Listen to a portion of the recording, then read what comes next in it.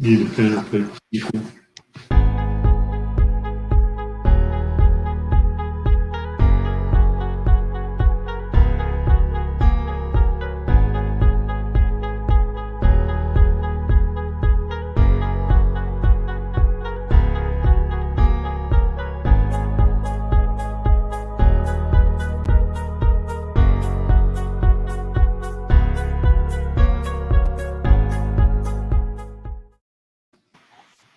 Hello. Welcome everyone.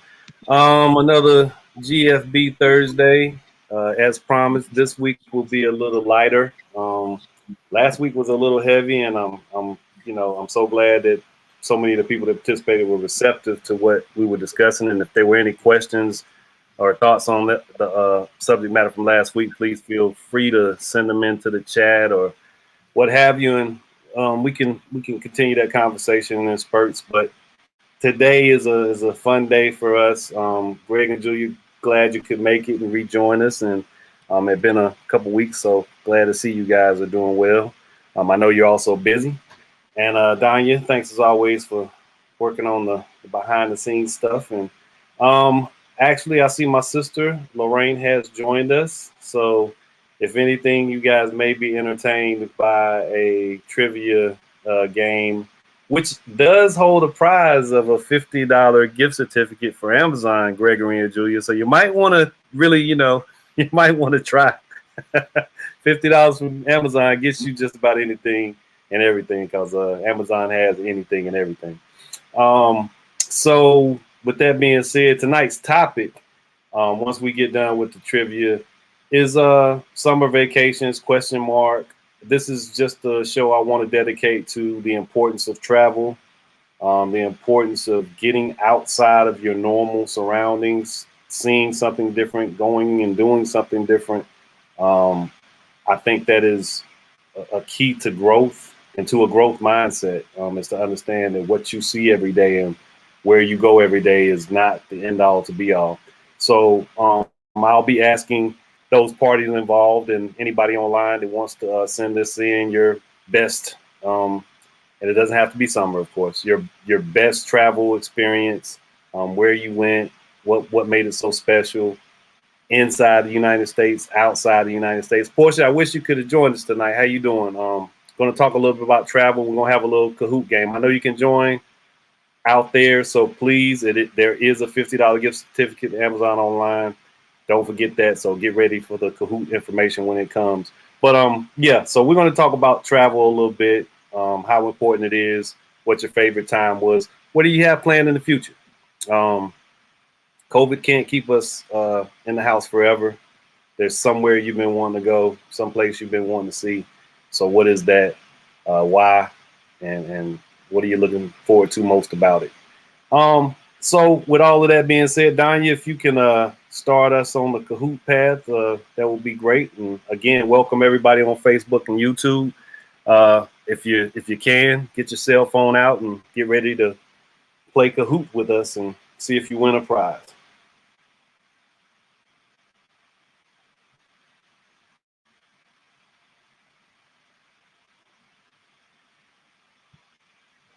I know you have to go to, what is it, Kahoot.it. Yeah.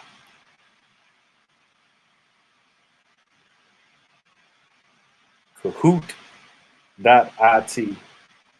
And Donnie's going to give us the rest of the information. I'm about to say, do I need to unmute anybody right quick? Yeah, if you're not, just leave me unmuted and we'll make do with the rest. Gregory and Julia, you can mute. And I know they may get too excited. So, yeah, you can mute everybody except me. I'll run my mouth during the course of this thing. Kahoot.it. And Don, you have to show us the game pin and all that good stuff.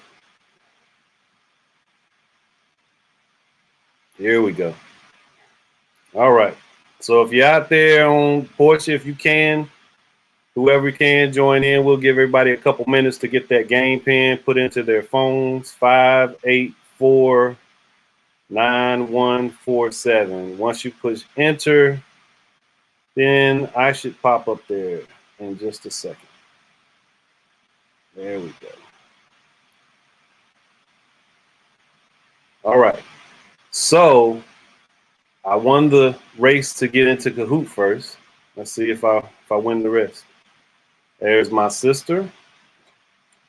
All right, Gregory, you need any help? Let me know. 584-9147.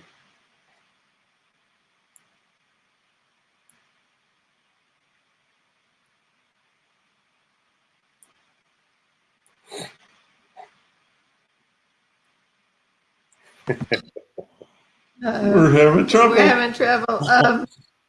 Go to. I've done it before. Let's see. Yeah, you got it in there that one time. So if you go to Kahoot.it.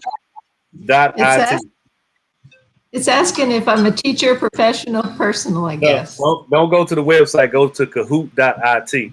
Don't go to .com. Do IT. Where it says. Okay. Kahoot.it is saying that?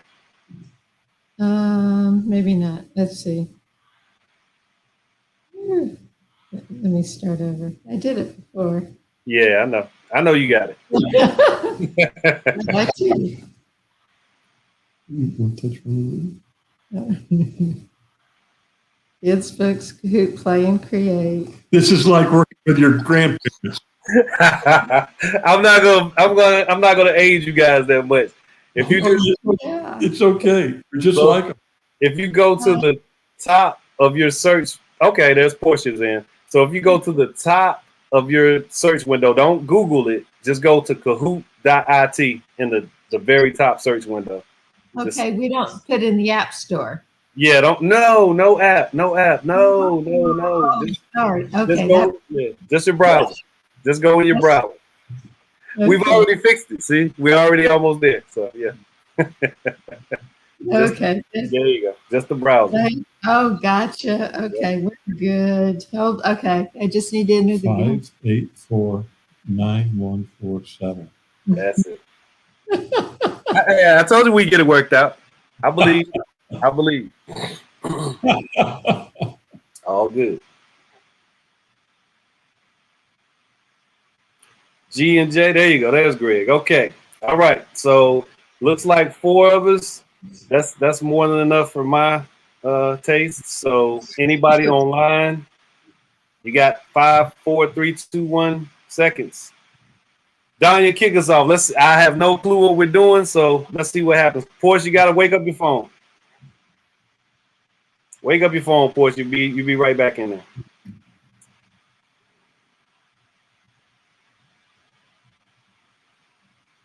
Happy Women's History Month and March Madness. Oh gosh, it's gonna be basketball.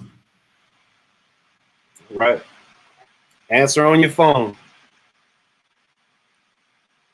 Ooh.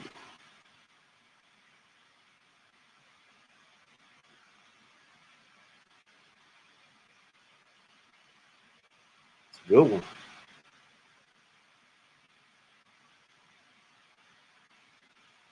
All right.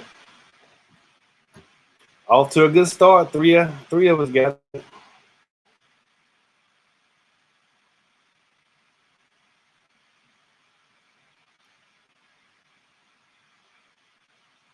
All right. I'll keep reading them. What's the next one? 2018 University of Maryland, Baltimore County was the first 16th seed to beat number 1 who?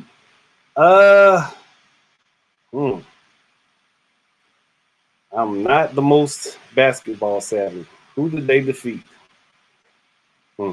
Yeah, nobody knew. All right. True or false? Cleopatra was the first pharaoh to rule ancient Egypt. Was Cleopatra a pharaoh?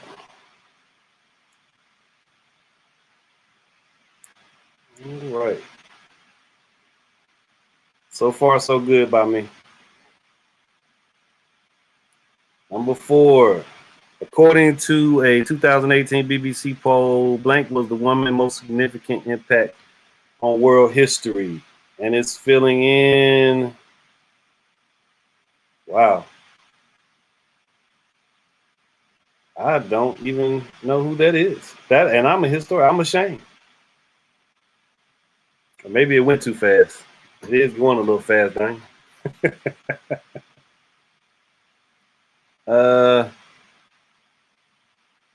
In 1984, Georgetown, led by Patrick Ewing, won the first national championship. Which school did they defeat? I think I know who that was. Maybe I don't.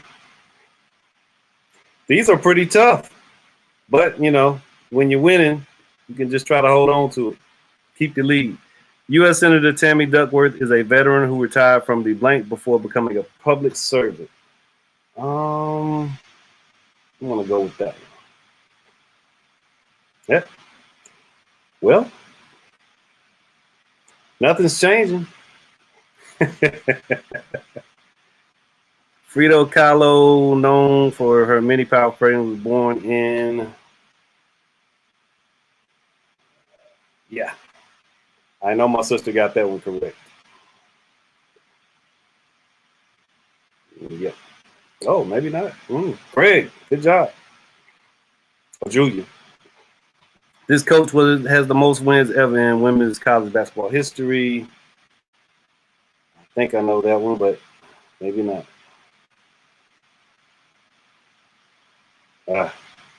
Yeah, I was Pat Summitt. I remember her very well. Yeah. Lisa Leslie is the first basketball player to dunk an WNBA game. I think that's I think I know that one. Oh man. I think everybody thought they knew that one. I'll just keep holding on. These are flying by, Don. Y'all don't know if you got it on fast forward or what, but we getting them done, ain't we? Christian Laettner hit one of the most iconic shots in NCAA history. Name of the year or his opponent. I think I know that.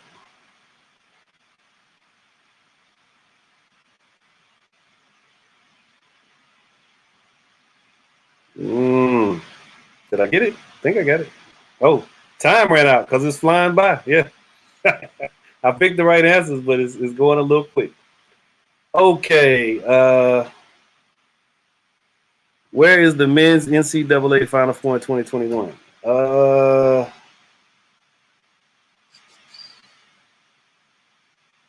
Now he's slowing it down. I might need to hold on to my win there, Dane. Okay.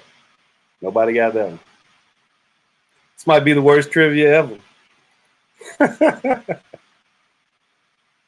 All right, number 12. What city has hosted the most NCAA men's Final Fours?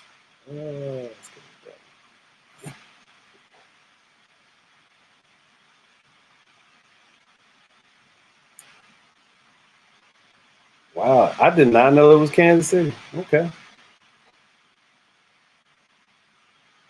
Uh-oh. Sister's trying to stage a dramatic comeback like I did the last time we played. See if I can hold her off. True or false? Romeo and Juliet belongs to the Montague family. Juliet belongs to the Montague family. Ooh.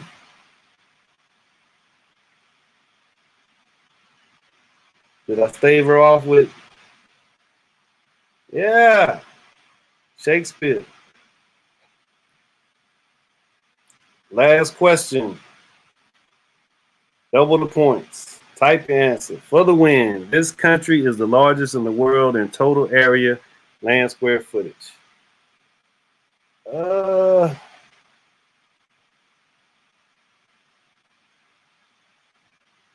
Let's see.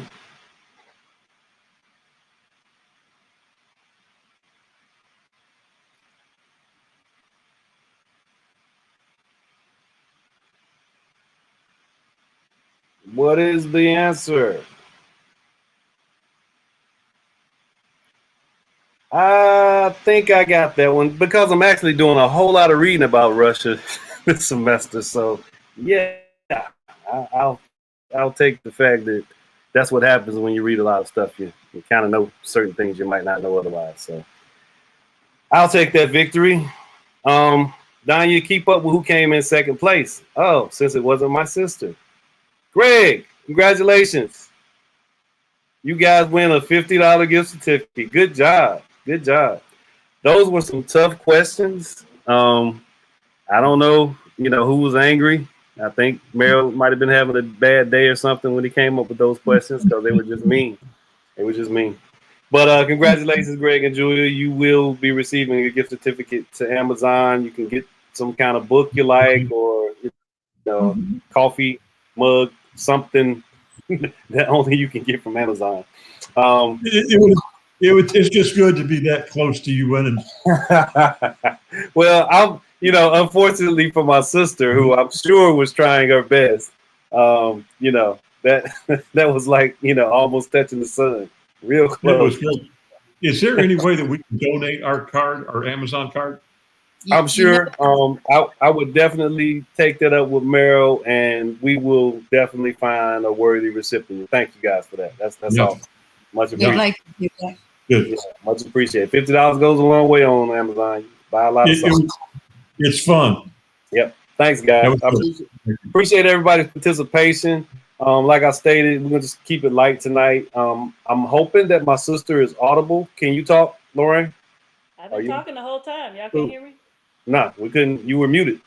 No, I unmuted several times and said hello and talk. Nah, we couldn't hear you. So we got you now.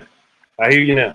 So we're going to talk a little bit about the importance of travel, seeing things. If you have plans coming up, if you got somewhere you're going in the next 3, 4, 5 years, whatever those things are, what's on your bucket list as far as someplace you got to get to and see. Just in a general conversation around the importance of travel and what you guys have in mind or what you've done that's been an experience that you'll never forget. I'll start with myself just to give it a little bit of framework, and then I'll come around the space and we'll just have a good conversation. So in 2004, one of the most, matter of fact, yeah, I think it was 2004. One of the biggest trips I ever took, and it kind of changed my perspective of the world, was the job I was working at the time sent me to Amsterdam in the Netherlands. And it was a 10-hour flight, the longest I'd ever been on a plane. A baby was on the plane. So yeah, there was the crying and the poop, and that was 10 hours. But upon landing in a place that I had never thought I ever imagined I would ever see, did not have a lot of inclination or desire to see, but was so appreciable of the culture, the age of the place. I mean, how long it had been a functional town, city, and all of those things that come with that. It's a port city, so the water's right there, and you get a good understanding from an old world perspective of why it was so important to be near the water. Some of the highlights, because we spent a couple days in Amsterdam, and then we went to Germany for a day, and then we came back to Amsterdam. So I remember going to a bar that was literally, I think, and I'm not certain, but the idea behind the word tavern probably comes from how these bars were like carved out of the earth almost. So you just kind of like walking into almost a cave. But this bar, not remembering the date exactly, it was older than the United States. We're founded in 1776, but this bar had been open years and years before the United States had been founded. So just to give you an idea of going somewhere that is older than what you're familiar with, but has been functional for such a long period of time, in my opinion, was kind of awe-inspiring. Got to visit the place where Van Gogh's artist is stored, in his museum, so to speak. I'm fairly certain it didn't exist at the time he was alive. From what I understand, he was not a successful artist until he passed away, and his brother ushered in his success later on. Got to see a city that was one of the cleanest in the world for everything that takes place there, for all of the stuff that they do that I will not go into. It's very, very relaxed atmosphere, very liberal city, but they keep it clean. Every evening, the street sweepers came out, sweep the city clean. My sinuses suffered a lot. There's a lot of canals. A lot of stuff goes on over there in the canals, the waterways. So my sinuses were just in terrible shape because of the moisture in the air. Gosh, bicycles. So they're very, very supportive of riding bikes. So much to the point that I understand that they gave away hundreds and hundreds, maybe thousands of bicycles. There were parking decks that were actually just for bicycles. But there were so many of them that people would just ride a bike a block or two to wherever they were going and just leave it and come back out. And if it's another bike 2 feet down the road, somebody's taking theirs, they take the other bike and go about their merry way. And I also understood that the canals were filled with bicycles also, people just tossing the bikes in the canals. The driving was different. The trip to Germany, we actually did get on the Autobahn, which some people may be familiar with. There's no speed limit.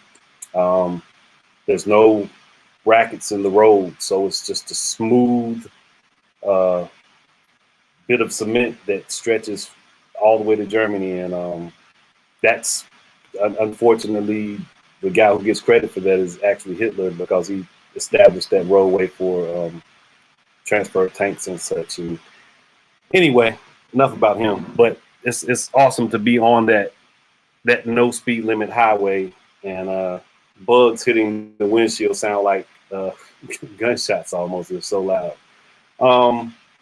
So yeah, there was just a lot of different things to do. Oh, and I would be remiss. Anne Frank's house, the place that she hid out at, I actually got to tour that. I'm 6'4". The house is so small, and I could not even get into the attic where her and her family hid. So I looked, and I'm stooping down throughout the house because it's just so tiny. And it was just amazing that it was amazing to be in that space and know that she was in there hiding out, trying to save her and her family's life in such a tiny space, and especially, like I said, given my height. But anyway, that's a kind of one of the high bars in terms of my travel, getting outside the United States, and some different food, different people. Very important. And I have other stories that take place right here in the United States, but it's important to get outside of your surroundings. That's pretty much the premise. Just talk about your travel, talk about what you intend to do. And I'll say this about that trip. It really opened up my eyes to other cultures, how places have existed and thrived without what we as Americans think is necessary in certain areas. There wasn't a lot of emphasis on materialism that I witnessed. I'm sure it's there, but it just was, a lot of kind of accessible people, kind of down to earth people. That was my experience. But and that was 2004, so it's been a while. Things may have changed, don't know. Gregory Julia. I'm sure Greg will probably say, Julia, you go first. But tell a little about your travel experiences. Well, it's interesting. This is the topic because that was our business for 15 years. We had a motor coach company, and we mostly took older people on tours around the United States. But then we got into cruises and overseas. And one of my favorite trips was Amsterdam and Holland and Norway during tulip time. And I just love the bicycles, the people.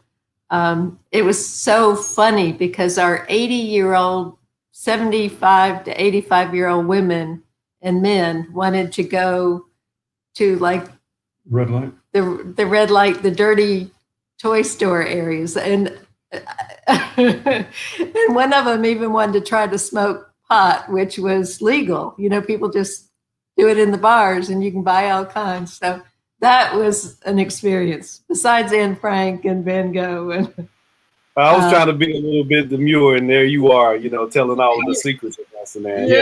yeah, we it's very you described it well with very liberal, but it's so beautiful, isn't it? And the countryside and the people. And also they were way ahead of us with energy conservation. We were there probably similar time that you were there.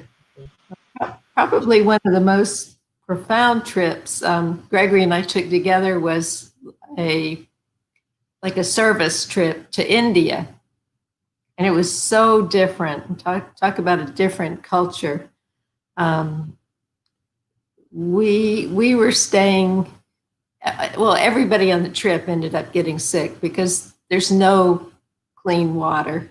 And the Air was very dirty. The air was so dirty, you know, a mask wouldn't even help you breathe. But the people were so lovely, and the children who have nothing, I mean, they'd be, you know, half naked, and we took a bunch of like string games and coloring books and crayons, and the smallest thing made them so happy. And we visited several orphanages and spent time there, did service work there. And another thing that stands out, that it didn't matter how poor a house was, they would invite you in and give you tea, hot tea, and whatever they had. You know, talk about no materialism. They were the nicest, most welcoming people.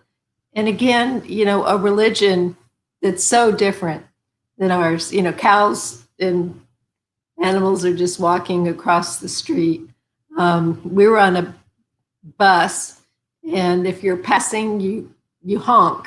That's how you pass. And the traffic patterns, there's no organization. It's all chaos. And the pictures you see in the movie with all the electrical wires and things hanging down, it's all true. It's just crazy. And I remember on our bus, we all had bad stomachs because And coughing. and the food's terrible, and people have to go to the bathroom, but there's no restrooms. So we stop at these big fields, and it'd be like men on the left, women on the right.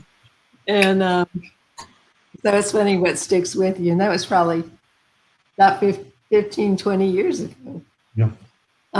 But they were beautiful people. We're allowed to tell about it. And it, like you said, we were outside of our comfort zone. We didn't sleep much. We didn't eat much. We were sick most of the time, but we loved it. You know, it was just a great experience. We slept on the floor of one airport because the airport that we were intended to fly into was so socked in that we had to wait for another plane. And instead of getting on a plane, we ended up getting on a bus, driving through the hills during the night over roads that are just potholes. And there are virtually no roads. But it was a dangerous ride, but we slept through it somehow and arrived the next morning. The daylight was coming up. Felton, that was our business that we did for 15 years, as Julia was saying. And I think the joy of the job that we did, we ran one tour right after the other. We planned everything. We did everything. It was a very vertical company. I cleaned the restrooms in the bus. I washed the bus. I changed the oil. We planned the tours to every detail. It was our baby, and we were pretty good at it because we love people. We love old folks, and they loved us back. That was one of the joys is that when we started out and we were young people then, these old folks would adopt us and give us so many chances to improve ourselves. And we managed to stay in there, hang in there, and do pretty well. Every year, we would produce at least one brochure that we would send out to about 3,500 people on our mailing list. And people would go through our brochures and pick out a trip and call us up and sign up and go on these tours. But in this brochure, we always included a quote from Mark Twain. And you might be familiar with it. And it speaks to what you were saying, Felton. And this is how it goes. Nothing so liberalizes a man and expands the kindly instincts that nature put in him than travel and meeting different kinds of people. Yeah, absolutely. I mean, I think otherwise you kind of doom yourself to one way of looking at the world, and maybe two, maybe three, but they're just all attached and too much alike, as opposed to really going somewhere and saying, hey, you know, things are different here and they're okay. And I might miss home, but I don't feel too bad being away from there either. It's a lot that comes with traveling. And yeah, absolutely. Mark Twain is a pretty awesome guy. I have a lot. We have to have a conversation about him one day, Gregory. I think he's one of the mental giants of the 19th and 20th century. And I'm going to come back around because I want to get some more conversation. And Greg, if there was a story particularly you wanted to share, can I get to my sister and come back to you? If you have one? Yeah, I have one. I want to come back to you and let you tell a story of your own. Thank you guys for sharing. Lorraine, I know you as a person that likes to travel, is well traveled. So if you can talk about some of the highlights you've had and some of the travels that were intricate to maybe rearranging the way you perceive the world. Okay, so one of my favorite ones, I guess I'll just speak about the time I was on about 5 planes through a vacation. So planned a trip to go to, I think our first stop was Rome. No, first stop was Athens, Greece, Rome, Italy, and then Egypt to round it out. So in the middle of that, flying flights between each area. So a flight from Atlanta to Rome, Italy. Athens, Greece first. So that was our first stop, and that was actually a different, a kind of a different way of a different environment. I think it was the people initially that kind of we had a different view on the culture there. Other than that, it was nice. The food was great in Athens. We were able to see some ruins. We didn't necessarily go to the islands. That's the next time I go back and visit because I know Mykonos and all those are very, very beautiful. But being inside in the city, it was actually a great experience and great food and restaurants. From there, we took a flight to Rome, Italy. Saw the Colosseum from afar. We didn't do the tour of the Colosseum, but it was very beautiful. Where we stayed, transportation was interesting because we got on the bus, and there was no kind of signage to say, "Hey, here's where you put the money." And we kind of like, I think most of you guys are well traveled, so you kind of look at people and kind of follow them. So no one put any money in there. So we basically rode the public transportation for free. I know we were probably cheating the system, but we rode it from one end of where our hotel was to the other end, and just knew we needed to get back on. It was a straight shot. One of my good friends, he actually is from that area, and he recommended that we do a day trip to Firenze or Florence. So I organized it, figured it out, took one of their rapid transit trains. The shorter the trip, the faster the commute. We took the kind of middle route, but we were able to get to Florence for a day trip, and it's very beautiful. That's the one place I would go back. Rome was nice. It's touristy because that's what it is, but Florence or Firenze was beautiful. I would go back. I still have pictures and it's funny. Everyone that I've seen that goes to Florence, it's kind of a cobblestone area with a huge waterway, and it's beautiful. I have beautiful photos from there. Had the best pasta, the best wine, the best food. Everything is fresh.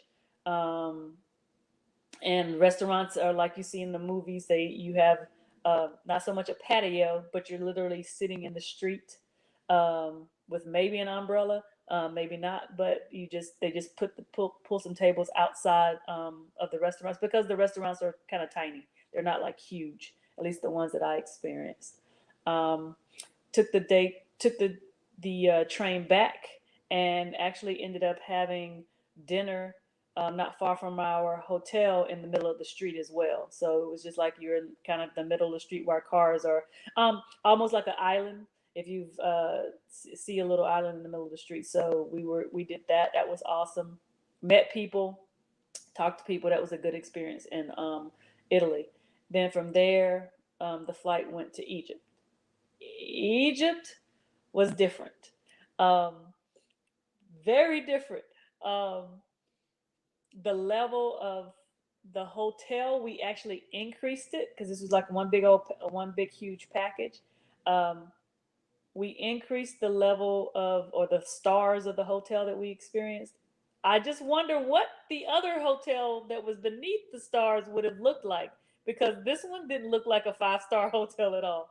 Didn't feel like it. Just to give you some insight, we arrived in the airport, and it's a totally different experience. Most places I've been, London, Paris, any other foreign country to the U.S., you find people that speak English, and everything is pretty you see signs, you exit here, you go here, here's your tag.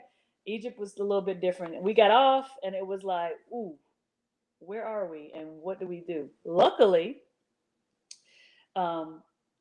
this guy, that's all I can. I don't remember his name. He was standing there, and he kind of, I guess, knew we needed help, but we were still a little skeptical because we don't know him. He doesn't know us. We didn't want to get taken advantage of. So something just came over me. I said, we need to trust him, that he can be our guide. So basically, he pitched himself as a guide. He spoke fluent English. He actually, I think he was Egyptian, but I'm not sure. So he was able we paid him to take us to our hotel. From there, he waited on us while we freshened up, which, like I said, we didn't use any of the things that were in that hotel. Changed clothes, and he actually took us to the restaurant that was on his list, where he kind of gets a kickback if we go spend money. So we felt comfortable going there. It was authentic food. They did have Pepsi, and I'm a condiment fan. They had ketchup. All of it looked different and tasted different, but it was interesting. I still have those photos. But the restaurant was really, really good. After that, we actually went to the pyramids, and unbeknownst to me, it's almost like if you've ever been to Atlanta, we have Stone Mountain. They do a laser show. They do a laser show at the pyramids, which kind of threw me. I was like, wow. For real. So basically, it was a nighttime laser show scene. They had white chairs sitting out in the dust or in the sand of the desert, and you just watched this beautiful laser show. So once we did that night, he took us back to the hotel. We slept, kind of, sort of. Didn't really sleep under the sheets at all, because it smelled like you worked in a cigarette factory. It was really horrible. So the next morning, he came to pick us up. We went shopping. I still have a ring I had made at one of the other locations he took us to that he got a kickback from. And my name is spelled out in the hieroglyphs. So it's like it's actually one of my favorite pieces that I've purchased on all of my trips. Because they had to make it, and then we had to leave. They were actually physically creating it, and we left and came back and got it. I think you brought me one back. I think you brought me one back too. I think you brought me a ring back too. I have it somewhere. Yeah. Did I bring you a ring, or did I bring you a necklace, a You brought me a ring. Got a ring. I'm pretty sure I did. Yes, Yeah. yes. I forgot about that. So they brought we actually from there we went back to the pyramids during the daytime. Now this was like the best thing ever for me. Because I didn't know we could climb the pyramid. So you were able to walk up as far as you could or really physically wanted to go. I trusted him with my nice Canon camera. So he took pictures of us as we were walking up. So that was really nice. That's the first time I was on a camel. And it was so many flies. And it was like from afar, it looks like, oh, I'm going to get on a camel. And when you get up close, there's a stench that I couldn't get out of my nose. And I used my last, I forgot what the money's called, but I used my last to pay him. Literally, I got on. I had my good friend who was traveling with me. She was taking the photos. I was like, just snap, because she didn't know how to use the camera. I said, it's on automatic, just fire away. I went up on the camel, and he was like, you don't want to walk? I know. Went up, and I came right back down. So that was my time on a camel. I said, that's my first time on a camel. I did not ride the camel. The next time I was able to ride when I went to Dubai, but that's another story. But that was like a great experience. So I brought back some sand, but Egypt is something I did see the Nile River. It was different. That's all I can say. Very, very, very different. That's one of the many trips that my sister has taken that it's few places that I really, really want to go, but the Mediterranean, the cradle of civilization, Greece and culture, and Egypt's right over there across the water. So yeah, that's one of the places I definitely would not mind making it to, and I'm glad she did, because she did take some awesome pictures, and she did bring me back a ring with my name as hieroglyphs. I guess it was my name. I think they just probably said, "Hey, let's put these little things on here." I said the same thing, but I did look at the what do you call it? The Rosetta Stone, the deciphering stone. Yeah, they had it kind of lifted. I was like, we don't know if this is really our name, but it was written out. So hopefully it is our names or something nice. Well, Greg, I'm coming back to you as promised. What do you have on your important travel list? Well, I want to tell Lorraine how much I enjoyed that little trip we just went on. Thank you so much. Thank you. Probably make a really good travel guide, a tour guide. And teachers make the best tour directors. So if you're looking for a future, we used to always hire teachers because they explain good, they're patient, and they work with kids, which that's what. Yes, you have to have patience with the kids. And the teachers are. Go ahead, please. I'm sorry, Greg. Go ahead. No, I was just going to say that we learned early on. We had to learn quick. We really knew nothing about the travel business. I was a truck driver and a salesman. Julia worked for a retirement community, sales and marketing. So you put old folks and wheels together, and you get the travel business. And we made a go of it, had a great time. But what we learned early on was the best travelers were retired school teachers. The best guides were retired school teachers. They have a thirst for knowledge, and they love to share it as well. And they ask the best questions. And they're always open. If something didn't go according to plan, they rolled with it. And so we're very grateful for those teachers. They led the way. They were good examples. Felton, to answer your question, have been literally everywhere in the United States, but usually it was from behind driving a bus. And so I didn't experience everything that our passengers did, but I thought I had the best seat in the house. I saw it as a bus driver up front and saw how beautiful it was traveling across the country. One of the most profound experiences I had, though, was going to New York City. And it was right after 9/11. And it was the profound difference that event, 9/11 event, had on the consciousness of New York. Our tour guide was a guy who we used every year. We look forward to seeing him. Robert was his name. We saw him every year, and he did usually a Christmas tour at Christmas time. We did all the normal touristy things. He made it special. He's an excellent guide. But what we've sensed in the consciousness of the people of New York was they were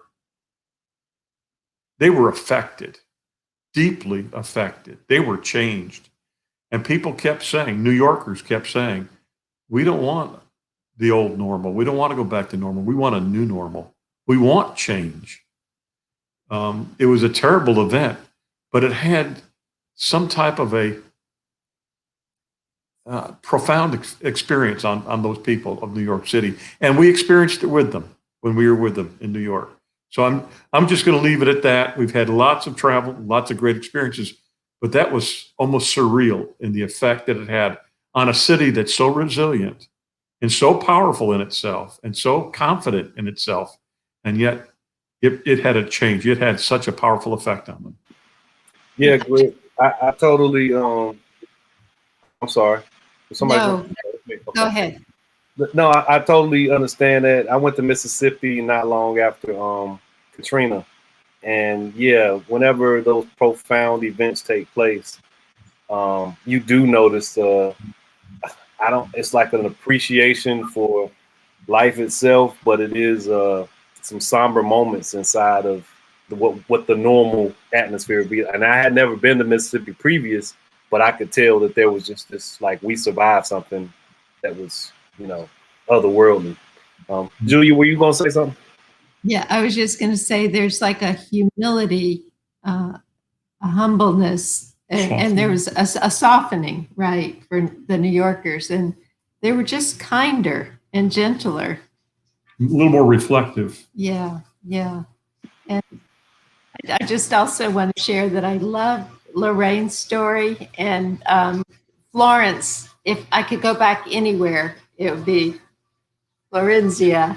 And what you said about the food, was that amazing? Like, they talk about pizza and pasta here.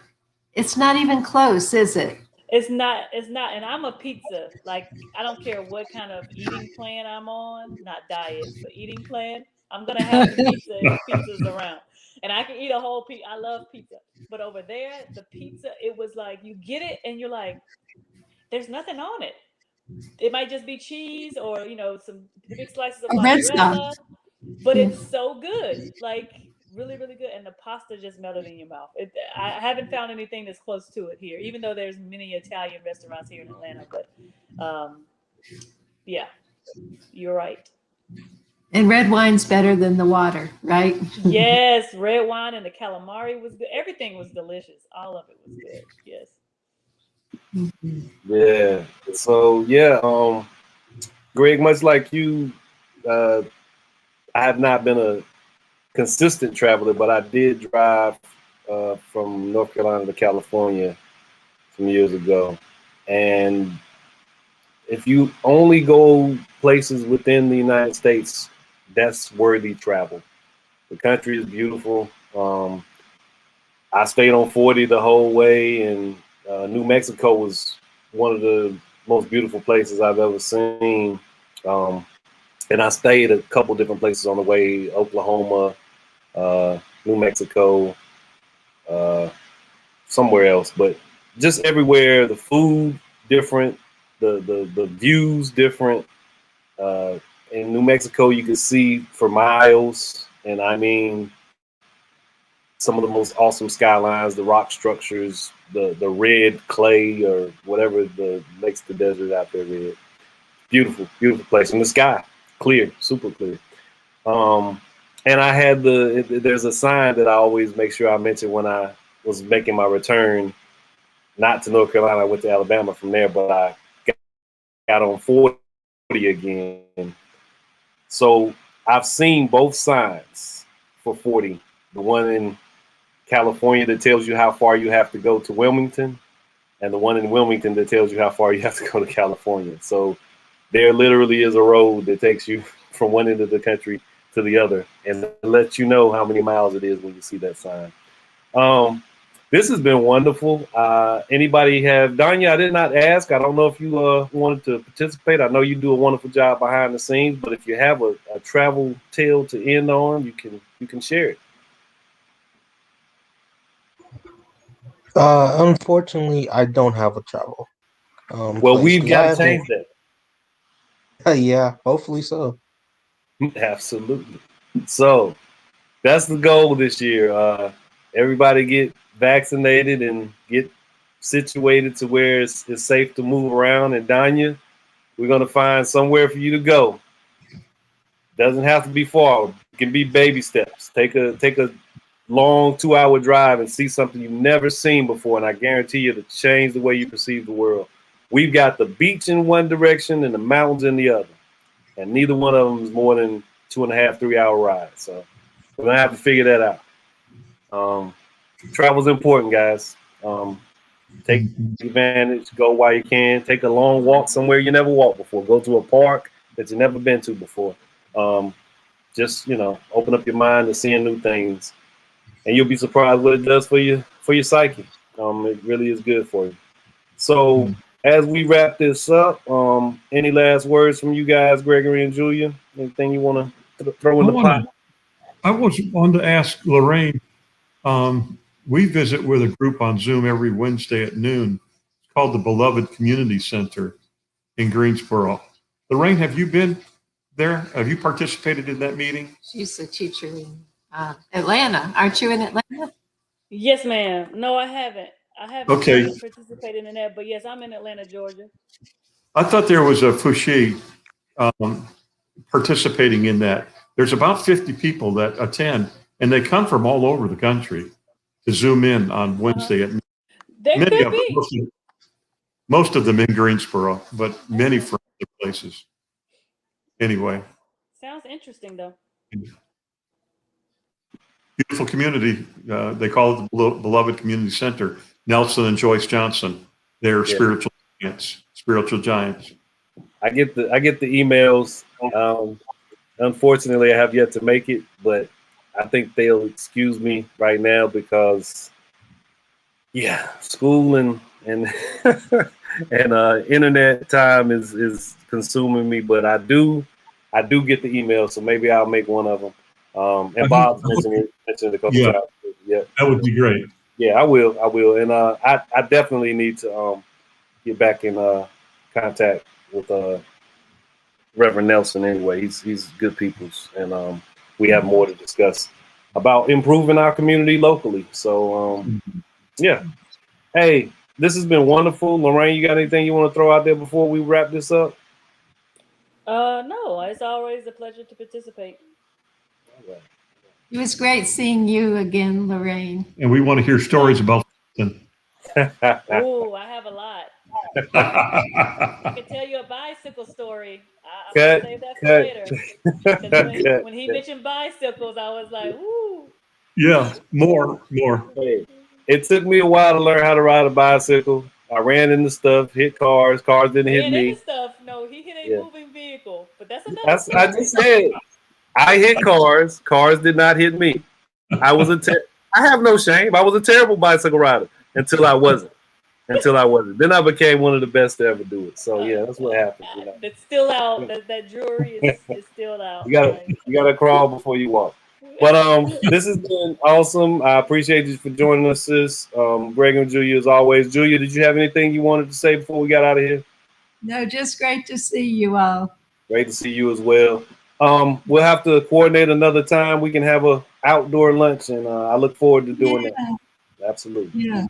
Everyone have a wonderful evening. Thanks for joining us, and we'll get back to some more hostile content at some other point. Right now, think about the travel plans for the summer and get ready to go see some place you never saw before. Everyone have a good evening. All right, you guys too. Y'all take care. Bye. Bye, Danye.